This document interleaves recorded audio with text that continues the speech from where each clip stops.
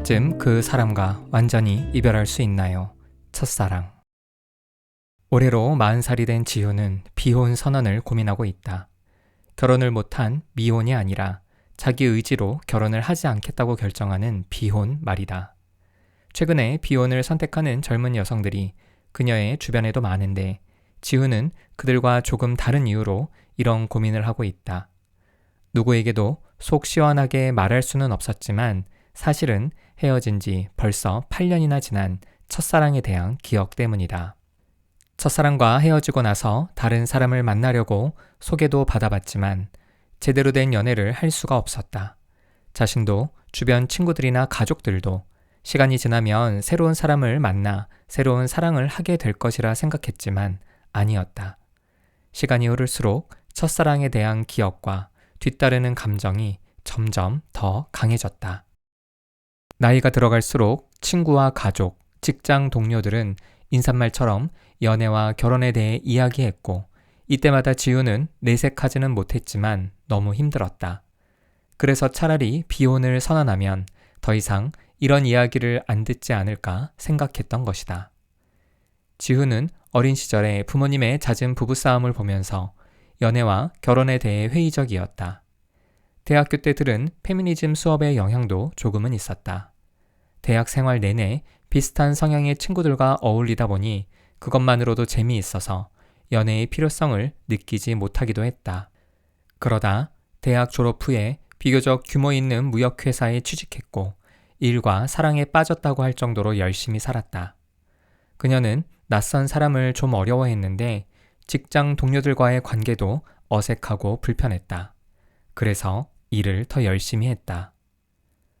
그렇게 5년 정도를 워커홀릭처럼 살다 보니 소진되었다는 느낌을 받았다. 이렇게 살다가는 제 명예에 못 죽겠다 싶어서 이직을 결심했고 결국 30살이 되던 해에 보다 작은 규모의 회사로 이직했다. 이전 직장보다는 확실히 덜 바빴다. 여유가 생기자 친구들의 소식이 궁금해졌다. 오랜만에 만난 친구들은 하나 둘씩 연애를 하더니 결혼해버렸고 그 중에는 아이 엄마가 된 친구도 있었다. 퇴근 후와 주말에 넘쳐나는 시간을 어떻게 써야 할지 몰랐던 지우는 무료함도 달래고 좋아하는 운동도 할 겸 직장인들만 참여하는 달리기 동호회에 가입했다. 동호회는 정말 운동만을 위한 모임이었다. 공식적인 뒤풀이도 없었고 그저 미리 정한 코스를 따라 함께 달린 후에 헤어지는 형식이었다. 지우는 그것이 마음에 들어 꾸준히 참석했다. 하지만 사람들이 모이는 곳이면 자연스레 친분이 쌓이기 마련이듯 하나둘 조금씩 친해진 사람들이 생겼다. 형민도 그중 한 명이었다. 지우와 형민은 동갑이었고 게다가 집도 같은 방향이어서 금방 친해질 수 있었다. 공식적인 뒤풀이는 없었지만 끝나고 집으로 가는 길에 편의점에 들러서 맥주 한 캔씩을 마시는 게 반복되었고 두 사람은 점점 서로에게 호감을 느끼다 연애를 시작했다. 30이 넘어서야 첫 연애를 시작한 지우 소식에 가족과 친구들은 자기 일처럼 들뜨고 기뻐했다. 그녀는 이런 반응이 싫지만은 않았다. 형민에 대한 마음이 컸기 때문이다. 지금까지 형민을 만나기 위해 연애를 하지 않았던 건 아닐까 싶을 정도로 좋았다. 둘은 너무나 잘 통했고 좋아하는 음식도 패션 스타일도 문화 코드도 잘 맞았다. 책과 영화를 좋아하고 분위기 좋은 카페를 찾아가거나 뮤지컬도 즐기는 편이었다. 또한 달리기 동호회에서 만난 사이인 만큼 운동을 좋아하는 것도 같았다. 천생연분이라는 말이 드라마 속 이야기가 아니라 현실에도 존재할 수 있다는 걸 깨달았다. 이렇게 1, 2년 정도 지내다가 결혼하면 완벽할 것 같다는 생각마저 들었다.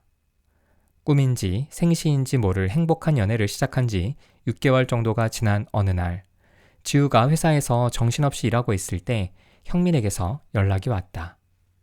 퇴근 후에 잠시 만날 수 있겠냐는 것이었다. 지우는 어제도 만났는데 오늘도 보고 싶어? 하면서 장난쳤지만 형민의 반응은 여느 날과 다르게 진지했다. 무슨 일인지는 만나서 이야기하겠다는 형민의 말이 신경 쓰여 일이 손에 잡히지 않았다. 퇴근 후 만난 자리에서 형민은 심각한 표정이었다. 그는 부모님이 몇 년 전부터 캐나다 이민을 준비하고 계셨는데 바로 어제 비자가 나왔다는 연락을 받았다고 했다. 몇 년 동안 비자 신청이 반려되고 있던 상황이라 이민 자체가 불가능할 것이라고 생각해서 그동안 지우에게 이야기하지 않았다는 말도 덧붙였다. 물론 부모님의 비자가 나온 것이지 성인 자녀인 형민의 비자가 나온 것은 아니었기에 반드시 헤어져야 하는 상황은 아니었다. 하지만 형민의 부모님은 아들이 유학 비자라도 받아서 함께 가길 원하고 있었다. 그래서 넌 어떻게 하고 싶은데? 모든 이야기를 들은 지우가 할 수 있는 말은 이것뿐이었다. 형민은 아무 대답도 하지 않았다. 잠시 침묵이 흘렀고 지우는 말을 이어갔다. 너도 가고 싶구나? 그래. 어쩌면 해외로 나가는 게 너에게는 더 좋은 기회가 되겠지.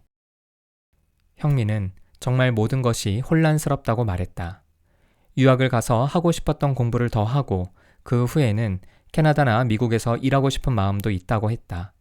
하지만 한편으로는 과연 공부를 제대로 해낼 수 있을지, 또한 새로운 환경에 적응할 수 있을지 걱정되고 무엇보다 지우와 헤어지는 게 정말 싫다고 말했다.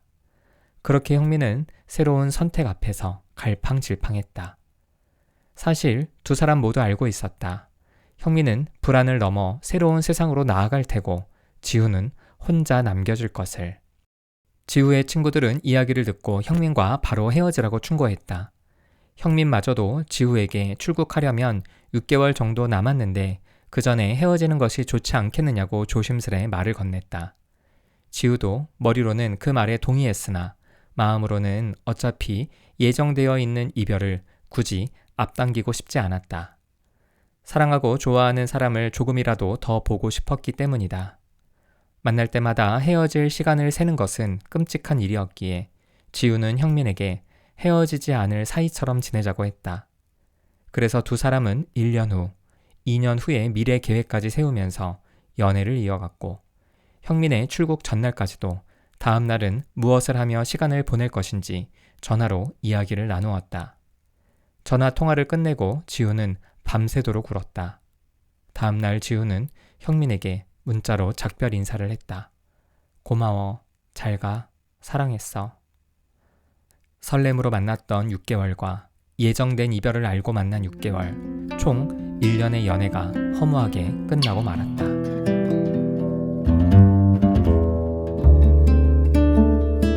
나는 아직 이별하지 못했다. 형민과 헤어지고 나서 지우의 일상은 완전히 무너졌다. 특히 형민이 출국하기 6개월 전부터 이별이 결정돼 있었지만 이별하지 않을 것처럼 만났던 것이 오히려 더 크게 후유증을 남겼다. 직장 생활만 겨우 할 수 있을 정도로 그녀는 매일 울었다. 난생 처음으로 죽고 싶다는 생각도 했다. 가족은 물론 몇 개월 만에 만난 친구가 봐도 상태가 심각하다는 것을 알아차릴 수 있을 정도로 몸도 마음도 엉망이었다. 친구들은 지우를 불러다 놓고 새로운 사랑을 시작해야 옛 사랑을 잊을 수 있다고 설득했다. 지우는 말도 안 되는 소리라고 생각했다. 다른 사람을 만난다고 지금의 감정이 해결될 것 같지 않았다. 형민이 만들어 놓은 마음의 자리를 다른 누군가로 채운다는 걸 상상조차 하기 싫었다. 하지만 시간이 지나면서 형민과는 다시 이어질 수 없다는 사실을 인정하게 되었고 새로운 사람을 만나기로 결심했다. 결혼 타령을 쉬지 않는 가족과 친구들의 성화 때문이기도 했지만 지우 역시 새로운 사랑을 하고 싶었다. 어색함과 낯설음을 질색하는 성격인데도 말이다. 그렇다고 형민을 처음 만났던 달리기 동호회에 다시 나가거나 다른 동호회를 찾아 가입할 마음은 들지 않았다. 연애를 목적으로 동호회에 참석한다는 게 스스로 용납이 안 되었고 형민과의 만남 같은 일이 2번 다시 있을 것 같지도 않았다. 그래서 친구들이나 직장 동료들로부터 소개를 받거나 결혼정보업체를 통해 새로운 사람을 만났다.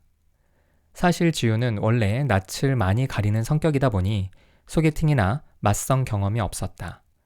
형민과 사귀게 된 것도 동호회에서 자연스레 가까워졌기 때문에 가능했던 일이다. 바쁜 평일을 제외하고는 주말마다 이성을 만나기 위해 여러 자리에 나갔다. 대부분 만남의 장소는 고급 식당이나 분위기 좋은 카페였다. 지우는 그 자리에서도 형민 생각이 났다. 새로운 사람을 만나는 자리에서도 첫사랑을 생각하고 있는 자신이 슬프기도 하고 한심하기도 했다. 또한 상대에게 미안했다. 그래서 대부분 한두 번의 만남으로 끝났다.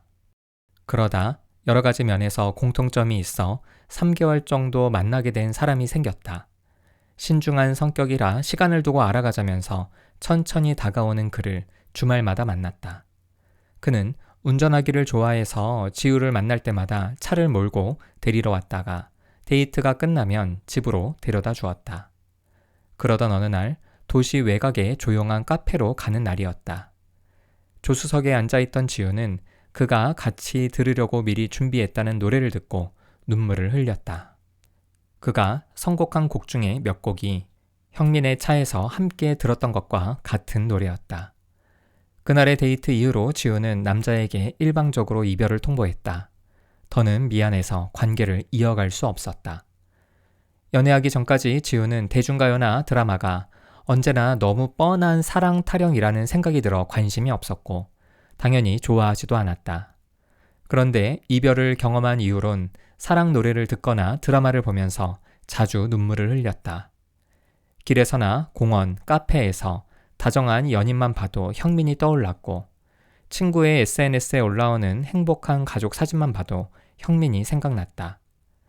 뉴스에서 캐나다 소식만 들려도 가슴이 뛰었다. 연애할 때 두 사람 모두 결혼하면 어떻게 살자고 이야기도 나누고 농담 반, 진담 반으로 가족 계획을 세운 적도 있기에 친구의 남편이 아기와 놀아주는 사진만 봐도 형민이 떠올랐다. 점점 보고 싶은 마음이 커지니까 혹시나 싶은 마음에 이민을 간 후로 SNS 계정을 만들지 않았을까 싶어서 밤새워 검색도 해보았는데 헛수고였다. 그는 사귈 때도 남들이 다 아는 SNS 계정 하나 만들지 않았었다. 인터넷에 흔적을 남기는 게 싫다는 말을 늘 입에 달고 살았었다. 남들은 헤어진 연인의 SNS를 몰래 보기라도 한다는데 지우는 그것마저도 할 수 없어서 더욱 슬펐다. 그녀는 실제 삶에서 형민과 이별했지만 마음에서는 아직 이별하지 못한 상태였다.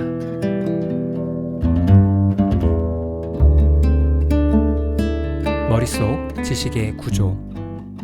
사랑했던 사람과 마음으로 완전히 이별하지 못해 힘들어하는 사람이 비단 지우만은 아니다.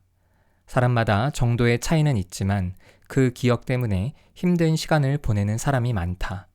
무엇을 하든 어디를 가든 누구를 만나든 사랑했던 사람의 모습이 떠올라 힘들어한다. 그 이유는 무엇일까? 지식의 구조 때문이다. 심리학자들은 오랜 시간 인간의 정신세계를 탐구해 왔다. 인간이 어떻게 세상으로부터 정보를 받아들이는지, 받아들인 정보를 어떤 식으로 저장하고 사용하는지는 심리학 최고의 관심사라 해도 과언이 아니다. 이 비밀을 풀려고 도전한 이들이 여럿 있는데 그 중에 한 사람이 앨런 콜린스다. 그는 1960년에 인간의 지식은 개념의 의미와 논리를 따라 위계적으로 연결된 구조라고 주장했다. 우리의 머리에 지식이 쌓인다는 것은 논리적이고 체계적으로 사고할 수 있다는 의미다. 그리고 논리적으로 사고할 수 있는 이유는 지식이 논리적으로 배열되어 있기 때문이라고 유추해 볼 수 있다. 앨런 콜린스는 이를 가리켜 위계적 망 모형이라고 불렀다. 동물을 중심으로 지식의 구조를 도식화한 것을 예로 들어보자. 맨 위에 동물이라는 개념이 있고 해당 마디에는 동물의 속성이 자리를 잡고 있다. 만약 동물의 속성은 무엇입니까? 라는 질문을 받으면 사람들은 자신의 기억 창고에 들어가서 동물의 속성을 확인하고 움직일 수 있다, 숨 쉴 수 있다 라고 대답할 것이다. 또 조류와 포유류를 아울러서 무엇이라고 합니까? 라는 질문에 동물이라고 답할 수 있는 것도 동물이라는 개념 아래로 조류와 포유류라는 개념이 자리 잡고 있기 때문이다. 마치 도서관에 수많은 책이 분류되어 있듯이 우리의 기억에 있는 지식이 논리적이고 체계적으로 위치해 있다는 이 주장은 그럴듯해 보였다. 오래지 않아 이 주장을 반박하는 증거가 나왔다. 응답 시간의 측정이란 실험을 통해 얻은 결과 때문이었다. 응답 시간이란 심리학자들이 인간의 정신세계를 연구할 때 사용하는 대표적 방법인데 참가자가 응시하는 모니터에 문장이나 단어, 그림 같은 어떤 자극을 보여준 후 가능한 빨리 응답하게 하는 것이다. 응답은 1,000분의 1초인 미리세컨드 단위로 측정하고 여러 번 반복해서 실시하기 때문에 사람이 의도적으로 반응을 조작할 수는 없다. 응답 시간을 활용한 어떤 실험에서 연구자는 참가자들에게 일련의 문장을 보여줄 테니 가능한 빨리 해당 명제의 진위 여부를 판단하라고 했다. 명제가 참이면 컴퓨터 키보드의 오른쪽 키, 거짓이면 왼쪽 키를 누르라는 식이다. 여러 명제가 제시되는 가운데 개는 동물이다 라는 명제와 개는 포유류다 라는 명제가 나왔다. 이 명제는 모두 참이다. 참가자들은 참과 거짓을 구별하는 것에 온통 관심을 기울였겠지만 연구자가 관심 있는 것은 정답 여부가 아니라 응답 시간이었다. 위계적 막 모형에 따르면 개는 동물이다에 대한 응답이 개는 포유류다에 대한 응답보다 더 늦어야 한다. 왜냐하면 개는 포유류에 직접 연결되어 있기 때문이다.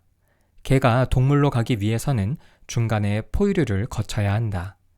기억의 탐색 과정이 더 많아졌기에 응답 시간도 이와 비례해서 길어지는 것이 논리적이다. 그러나 실험 결과 사람들은 개는 포유류다 보다 개는 동물이다에 빠르게 응답했다. 또한 모형에 따르면 참새는 조류다 라는 명제와 타조는 조류다 라는 명제에 대한 응답 시간의 차이는 없거나 있더라도 통계적으로 유의미하지 않을 정도로 작아야 한다.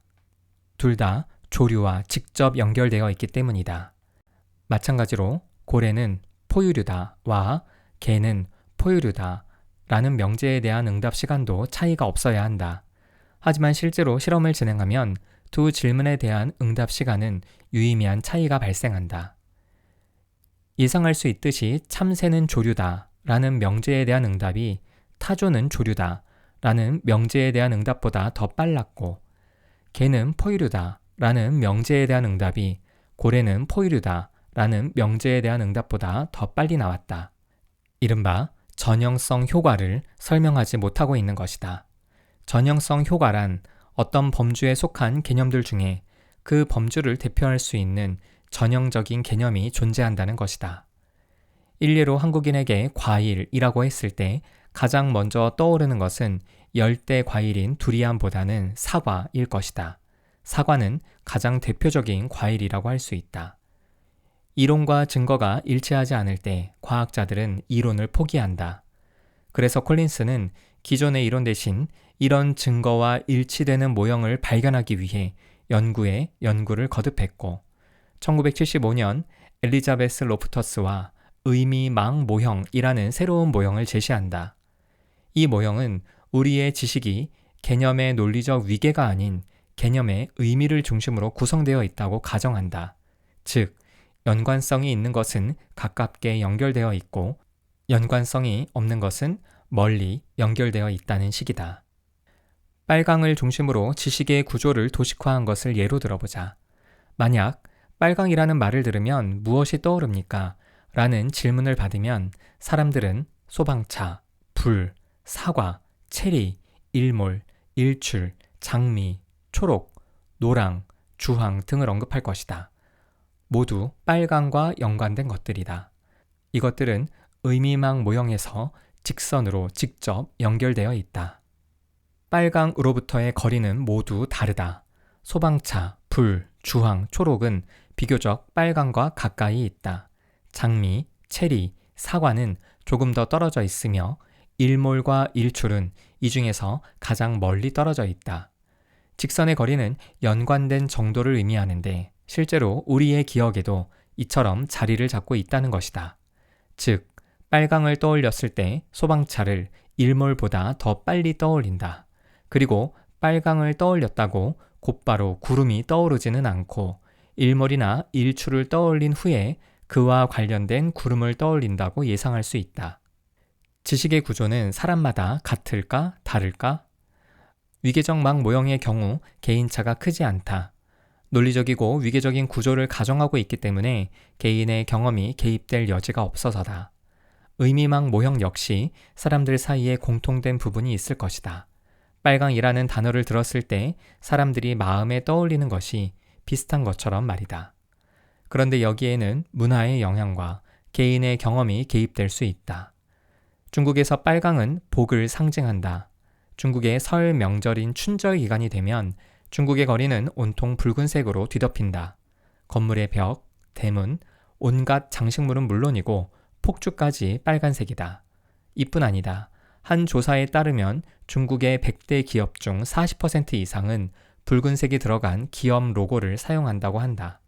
아마 중국인들의 지식 구조에는 빨강 주변에 복, 행운 같은 개념이 자리를 잡고 있을 것이다. 만약 어린 시절 사고나 질병 등의 이유로 과다 출혈을 직접 경험했거나 이런 장면을 목격한 사람이 있다면 그의 지식 구조는 어떨까? 빨강 주변에는 피, 고통, 사고, 질병 같은 개념이 자리를 잡고 있을 것이다.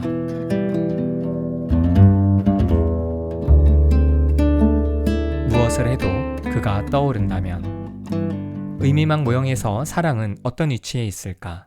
사람들은 사랑을 무엇과 연관시킬까? 이를 비교적 정확하게 알아볼 수 있는 한 가지 방법은 빅데이터를 활용한 연관어 분석이다. 발표된 지 거의 반세기나 된 의미망 모형은 한물간 이론이 아니다.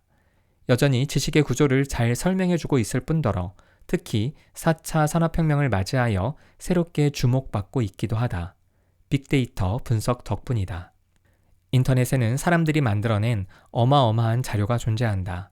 이 자료를 분석하는 기술, 즉 빅데이터 분석이 여러 분야에서 활용되고 있다. 빅데이터 분석을 통해 얻을 수 있는 것은 여러 가지겠지만 가장 원하고 필요로 하는 것은 결국 사람들의 생각이다. 사람들이 어떻게 생각하는지를 알면 행동을 예측할 수 있다. 기업은 소비자의 마음을 알아야 더 큰 이윤을 추구할 수 있고 정치인들은 유권자의 마음을 얻을 수 있다. 빅데이터 분석에는 여러 방식이 있는데 그 중에 하나가 텍스트 마이닝이다. 사람들이 인터넷에 생산해 놓은 언어 표현을 분석해 유용한 정보를 추출하는 과정이다. 글, 텍스트에서 의미 있는 정보를 캐낸다. 마이닝이라고 해서 붙은 이름이다. 텍스트 마이닝의 일종이라고 할 수 있는 연관어 분석은 의미망 모형과 매우 유사하다. 대상어, 핵심 키워드를 중심으로 그와 관련된 단어를 알려주고 있기 때문이다. 특히 그 결과를 이미지로 표현하면 의미망 모형과 거의 흡사하다. 요즘은 대상어를 입력하면 연관어를 보여주는 서비스를 하는 웹사이트가 많이 있는데 이를 활용하면 의미망 모형에서 사랑은 어떤 위치에 있을지를 개략적으로라도 알아볼 수 있다. 사랑을 대상어로 입력하면 나오는 연관어로는 열정, 감정, 섹스, 로맨스, 애인, 결혼, 행복 등이 있다.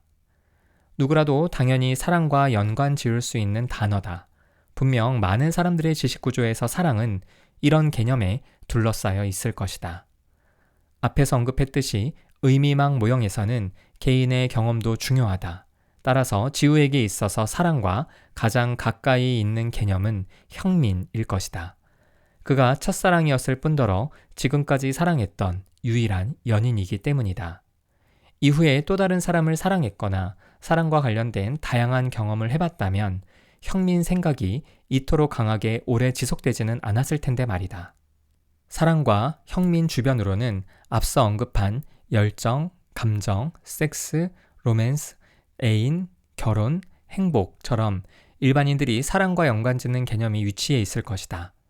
지우는 여기에 더해 형민과 함께 경험했던 것들, 예를 들어 고급 식당, 분위기 좋은 카페, 뮤지컬, 극장, 영화, 드라이브 등이 가깝게 위치해 있고 조금 더 멀리는 가요, 멜로드라마, 가족, 아기, 캐나다, 유학, 이민, SNS 등이 위치해 있다고 예측할 수 있다.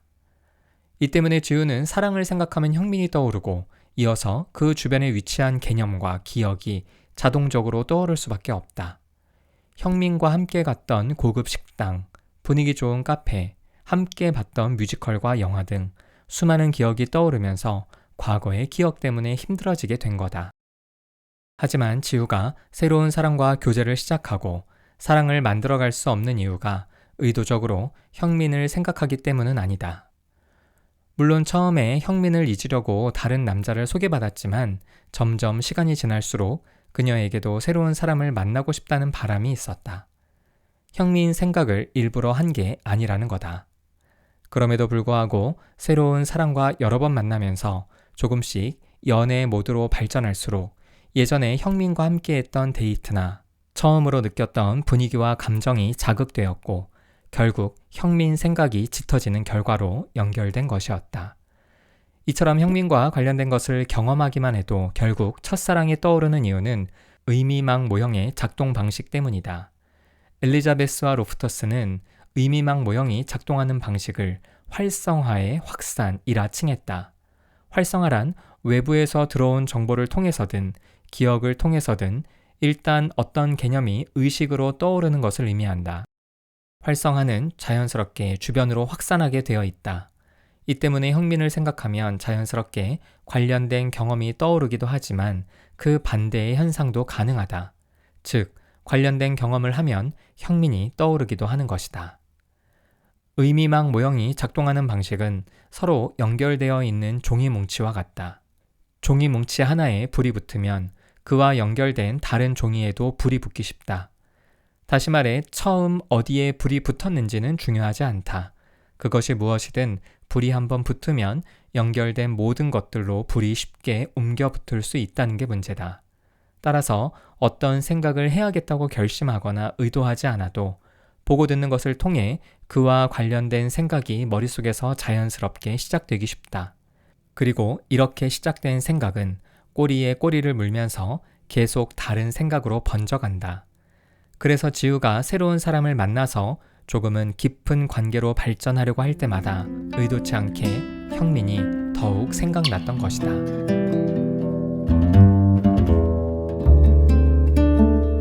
첫사랑은 왜 오래도록 생각날까? 지우가 형민을 잊지 못하는 또 다른 이유는 첫사랑이기 때문이다. 형민이라서가 아니라 첫 번째 경험이라서 그렇다는 말이다. 어쩌면 지우는 이 말에 동의하지 않을 수 있다. 지우는 형민이 친절하고 배려심이 많으며 다정다감한 사람이기 때문이라고 말할 것이다. 그가 첫사랑이 아니라 두 번째나 세 번째 사랑이었더라도 잊지 못했을 거라고 말이다. 과연 그럴까? 우리 주변에서 흔히 볼 수 있는 부부들의 모습을 생각해보자. 기혼이라면 자신의 부부관계를, 미혼이라면 부모님의 부부관계를 떠올려 보면 된다. 우리가 직간접적으로 만나는 대부분의 부부들은 항상 사이가 좋기만 한가? 신혼 땐 뭐든지 잘 맞고 사이가 좋았던 부부도 시간이 지나면 이전과는 조금씩 달라진 모습을 볼 수 있다. 서로 많이 다르지만 맞춰가며 이해하고 사는 부부도 있고 한쪽이 전적으로 맞춰주는 부부도 있고 서로 전혀 맞지 않아서 아예 갈라서는 부부도 있다. 남편과 아내 두 사람 모두 정신적으로나 육체적으로 건강한 사람일지라도 살다 보면 갈등이 생길 수밖에 없다.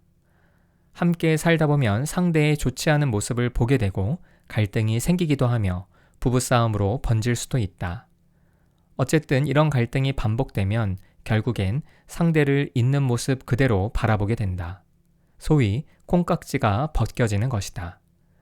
그런데 놀라운 사실이 있다. 내 눈에는 그저 그렇거나 정말 나쁜 사람인데도 누군가에게는 평생 잊을 수 없는 사람으로 기억에 남아있는 존재가 있다는 거다. 누군가의 첫사랑이었다면 이게 가능하다. 그렇다면 왜 사람들은 첫사랑을 잊지 못하는 걸까? 그 이유는 첫 경험이기 때문이기도 하지만 이보다 더 중요한 이유는 어설프게 이별했기 때문이다. 대부분의 사람이 경험하는 첫사랑은 제대로 된 완결 없이 끝나는 경우가 많다. 모든 만남은 시작도 중요하고 끝도 중요하다. 그래서 이별이 일방적인 통보거나 단절과 차단의 형태면 상대편은 분노한다. 만나서 이야기하지 않고 전화나 문자로 이별하는 경우도 그렇다. 이별에도 지켜야 할 예절이 있다. 만남이 소중하듯 이별도 소중하기에 잘 해내야 한다. 첫사랑은 모든 것이 어설프고 누구나 조금은 허술하다. 사랑의 시작도 어설프고 과정도 어설프고 무엇보다 이별도 굉장히 어설프다. 어떻게 끝내야 하는지 경험한 적이 없기 때문에 잘 모르기도 하고 그런 상황을 마주하고 싶지 않다가 들이닥치게 되기 때문일 것이다. 당연히 첫사랑의 달콤한 만큼이나 첫 이별은 괴롭다.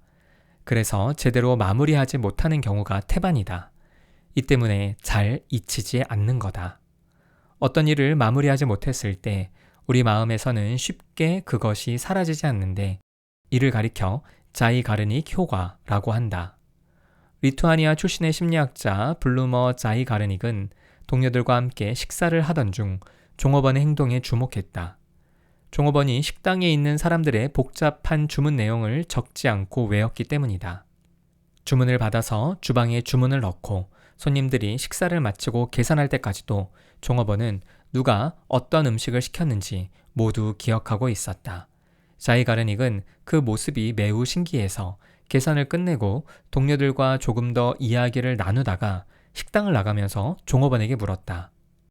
제가 아까 주문한 음식이 무엇이었는지 기억하고 있나요? 저는 계산이 끝나기 전까지만 기억합니다. 계산이 끝나면 더는 기억할 필요가 없죠. 종업원의 대답으로부터 자이가르닉은 힌트를 얻었다. 어떤 과제를 완수하거나 하지 못하는 것이 기억에 영향을 미칠지도 모른다는 가정이었다. 그래서 그녀는 자신의 연구실로 돌아와서 한 가지 실험을 진행했다. 참가자들에게 여러 알파벳을 제시하면서 이를 조합해 단어를 만들라든지 아니면 특정 알파벳으로 시작하는 도시의 이름을 적으라든지 같은 다양한 유형의 과제를 제시했다. 참가자들이 주어진 과제를 어느 정도 했을 때 자이가르닉은 과제를 중단하라고 했다. 참가자들은 끝까지 완료한 과제도 있었고 완료하지 못한 과제도 있었다. 이때 자이가르닉은 참가자들이 방금 전에 수행했던 과제를 얼마나 기억하는지를 조사했다. 참가자들은 완료한 과제와 완료하지 못한 과제를 어느 정도나 기억하고 있었을까? 결과는 놀라웠다. 완료한 과제는 43% 정도를 기억했지만 완료하지 못한 과제는 68%나 기억하고 있었다. 자이가르닉은 사람들이 완료한 과제보다 완료하지 못한 과제를 더 많이 기억한 이유에 대해 우리 마음이 완결성을 추구하기 때문이라고 결론 내렸다. 어떤 일에 집중하고 마음을 많이 쏟았는데 어떤 이유로든지 제대로 끝나지 못하고 중간에 그만두게 되면 마음이 불편해진다. 그 때문에 긴장과 각성 상태로 넘어가면서 끝내지 못한 일이 계속 생각나게 된다. 시간이 조금 더 있었더라면, 더 집중했더라면, 신경을 더 썼더라면 하고 아쉬워한다. 그러곤 상상 속에서 그 일을 되풀이한다. 이런 과정이 반복되면 될수록 기억은 더욱더 선명해지고 자주 떠오르게 된다. 자이가르닉 효과는 우리 일상 곳곳에서 관찰할 수 있다. 드라마는 항상 중요하고 결정적인 순간에 끝이 난다. 그러면 시청자들은 짜증 섞인 감탄사를 연발하면서 방송국을 욕한다. 괘씸하다면서 이렇게 시청자를 우롱하는 드라마는 보지 말아야 한다고 목소리를 높인다. 하지만 그 다음 편이 시작될 때가 되면 모두들 언제 그랬냐는 듯이 시청한다. 지난 회차의 사건이 어떻게 마무리될지 궁금하기 때문이다. 드라마 전후로 나오는 광고도 이런 경우가 많다. 어떤 제품인지 자세히 소개하지 않고 궁금증만 갖게 만들고 광고가 끝난다. 시청자들은 호기심에 해당 광고를 인터넷에 검색해서 찾아본다. 당연히 기업은 광고 효과를 제대로 누리게 된다. 지우가 형민을 잊지 못하는 건 역시 자이가르닉 효과의 영향이다. 지우는 연애를 시작한 지 6개월 만에 형민의 이민 소식을 접하게 되었다. 너무나 행복했던 시간이 갑자기 끝날 거라는 생각에 괴로웠고 어떻게든 현실을 인정하고 싶지 않았다. 그래서 지우가 선택한 방법은 헤어지지 않을 것처럼 사귐을 이어가는 것이었다. 1년 후, 2년 후의 계획까지 세우면서 연애를 계속 이어나갔다.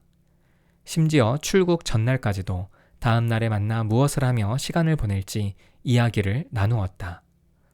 물론 지우도 형민도 이 모든 것이 진짜가 아닌 가짜라는 걸 알고 있었다. 그러나 말이나 행동으로는 계속 연애를 하는 것처럼 했다.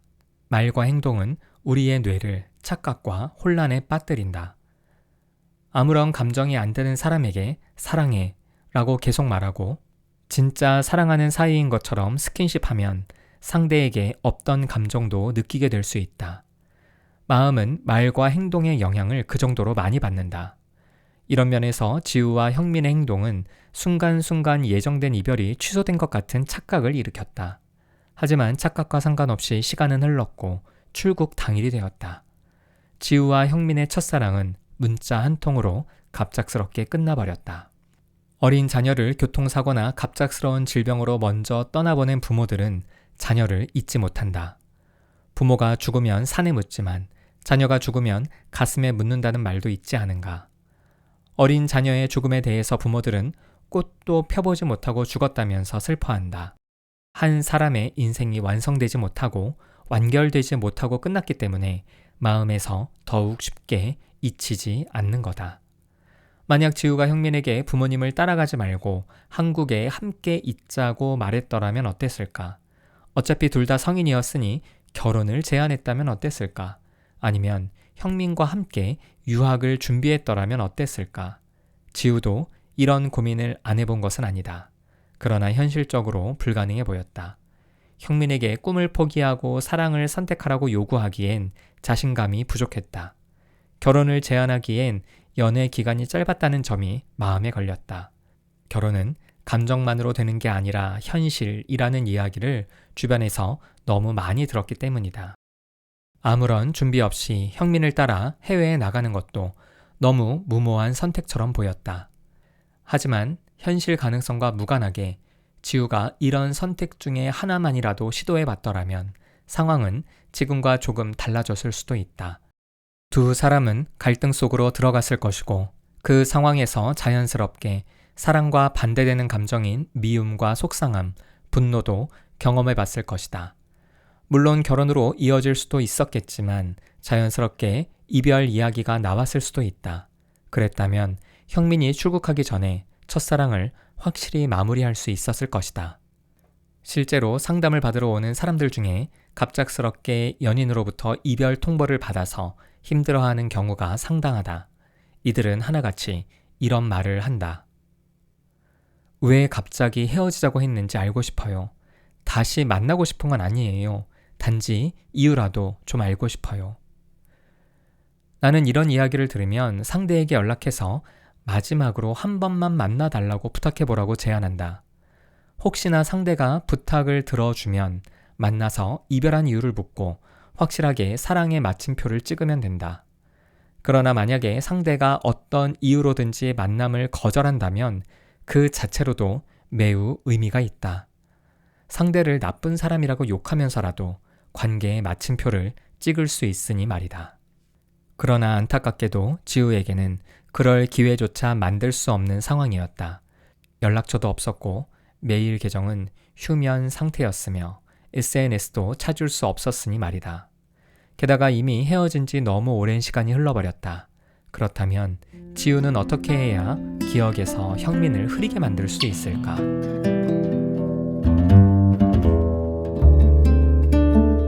다음 사랑에게도 기회를 주자. 지우가 새로운 사람과 사랑을 시작할 수 없었던 이유는 누구를 만나서 무엇을 하든 계속 형민이 생각났기 때문이다.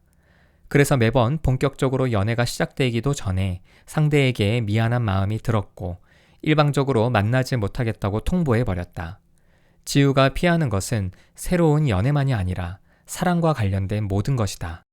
영화나 드라마를 볼 때도 내용을 미리 확인해서 사랑 이야기면 선택지에서 제해버렸다. 노래를 들을 때도 사랑 노래는 걸렀다. 읽을 책을 고를 때도 마찬가지였다. 뿐만 아니라 형민이 생각나는 고급 식당이나 분위기 좋은 카페도 가지 않으려고 했다. 알콩달콩한 연인들의 사진을 피할 수 있는 방법이 없어서 SNS도 더는 하지 않았다. 이렇게 연애도 하지 않고 사랑을 떠올리게 하는 모든 것을 피하면 형민을 잊을 수 있을까? 아니다. 오히려 그 반대다. 이렇게 행동할수록 첫사랑의 기억은 더욱더 지우를 괴롭힌다. 첫사랑의 기억에서 자유롭기 위해서는 지우의 머릿속 지식구조에서 사랑과 형민의 연결을 약하게 만들어야 한다. 그러려면 사랑과 관련된 다양한 경험으로 지식의 구조에 변화를 주어야 한다. 여태껏 지우는 사랑과 관련된 경험을 피하기만 했으니 지식의 구조에 변화가 생길 수 없었던 거다. 그와 관련한 기억을 떠올리기 힘들어서 아무런 행동도 하지 않은 게 오히려 지우를 더 힘들게 하는 악순환이 되었다. 악순환을 끊어내기 위해 지우가 우선적으로 해야 할 일은 형민을 생각나게 하는 장소와 활동을 피하지 않는 것이다. 형민을 떠올릴 만한 장소에서 새로운 사랑과 새로운 이야기를 주고받는 경험을 하면 머릿속 지식의 구조에 변화가 생긴다. 다시 말해 고급 식당이나 분위기 좋은 카페가 곧바로 형민으로 연결되어 있던 지식의 구조를 바꾸려면 친구들이나 회사 동료들과 고급 식당이나 분위기 좋은 카페에서 모임을 자주 가지면 된다. 영화나 뮤지컬을 동호회 사람들과 함께 보러 다니는 것도 좋다. 가족과 드라이브를 해도 된다. 이런 일을 반복하다 보면 지식의 구조에 변화가 생겨서 나중에는 고급 식당이나 분위기 좋은 카페에 가더라도 영화나 뮤지컬을 보러 가거나 드라이브를 가더라도 형민이 아니라 다른 사람이, 다른 경험이 생각날 수 있다. 물론 형민 생각이 아예 안 나지는 않겠지만 그 감정에 압도될 정도로 더욱 커지진 않는다. 지우는 사랑 영화나 드라마는 물론 노래도 듣지 않으려고 했었다. 책을 고를 때도 사랑 이야기는 안 읽었다. 이런 행동은 형민과의 기억에서 벗어나는 것을 오히려 방해한다. 지우는 형민과 경험한 사랑을 매우 특별하고 가슴 아픈 일로 기억한다. 물론 아주 일반적인 연애의 모습은 아니지만 그렇다고 엄청 특별할 것도 없다. 세상에는 정말 가슴 아픈 사랑 이야기들이 엄청나게 많다. 사랑 이야기를 본격적으로 수집해 보는 것도 도움이 된다. 윌리엄 셰익스피어의 희곡 로미오와 줄리엣, 안데르센의 동화 인어공주를 비롯해 소설, 영화, 연극, 뮤지컬 중에는 가슴 아픈 사랑 이야기가 넘쳐난다. 만약 픽션이라 마음의 울림이 크게 없다면 실제 있었던 이야기를 찾아보자. 일제강점기의 천재 시인 백석과 자야 이야기, 암 투병 중인 아내와 결혼을 감행해 행복하게 살다가 갑작스러운 의료사고로 세상을 뜬 가수 신해철 이야기, 자신이 죽으면 혼자 남게 될 남편을 위해 공개 구원을 자처한 미국의 동화작가 에이미 크라우즈 로즌솔 이야기 등 가슴 아픈 사랑과 이별 이야기는 참 많다. 이런 이야기를 계속 접하다 보면 자신의 사랑 경험이 아주 특별한 일처럼 느껴지지 않을 것이다. 새로운 정보를 통해 지식의 구조가 변하는 과정이다. 하지만 가장 추천하고 싶은 방법은 지우의 친구들이 권했던 대로 새로운 사랑을 시작하는 것이다. 물론 처음에는 형민이 생각나서 상대에게 죄책감을 느끼겠지만 그래도 피하지 말아보자. 지우만 과거의 연인을 생각하는 것도 아니고 이런 감정이 이해받을 수 없는 것도 아니다. 지우가 만나는 상대 역시 이번이 처음 하는 사랑이 아닐 수 있다. 우리는 누구나 어느 정도씩은 과거의 연인을 떠올린다. 그에 대한 기억과 감정을 완전히 잊고 새롭게 시작하는 순백의 사랑은 불가능하다. 상대를 좋아하는 마음이 순도 100%여야만 연애하고 결혼할 수 있는 건 아니다. 또한 지우가 새로운 사람을 만나기를 거부했던 이유는 누구를 만나든 상대를 형민만큼 좋아할 수 없을 것 같다는 생각 때문이다. 정말 어리석은 생각이다. 누구를 더 좋아하는지, 누구를 덜 좋아하는지 보다 그때 상대를 향한 마음이 진심이냐가 중요하다. 마음의 크기는 정확하게 비교할 수 없다. 어렸을 때, 대학생 때, 20대 후반에, 30대에 만났던 사람들 중에 누구를 더 좋아했는지를 따지는 건 의미 없다. 모두들 다른 나이와 다른 상황에서 다른 사람을 만났을 뿐이다. 새로운 사람이 다가올 때 첫사랑보다 덜 좋아하는 것 같다고 자꾸 일방적으로 이별을 통보하지 말고 조금이라도 끌리는 마음이 생기면 일단 만나봐야 한다. 예전에 사랑했던 사람이 계속 생각나서 고민된다면 아무런 설명 없이 헤어지자고 통보하지 말고 상대에게 솔직하게 마음을 이야기해 보는 것도 방법이다.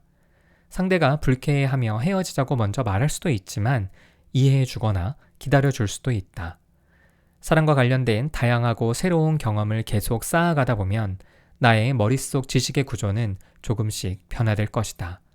그래야 첫사랑과 진짜 이별할 수 있다. 그때부터는 첫사랑이 상처가 아니라 아련한 추억으로 자리 잡게 될 것이다.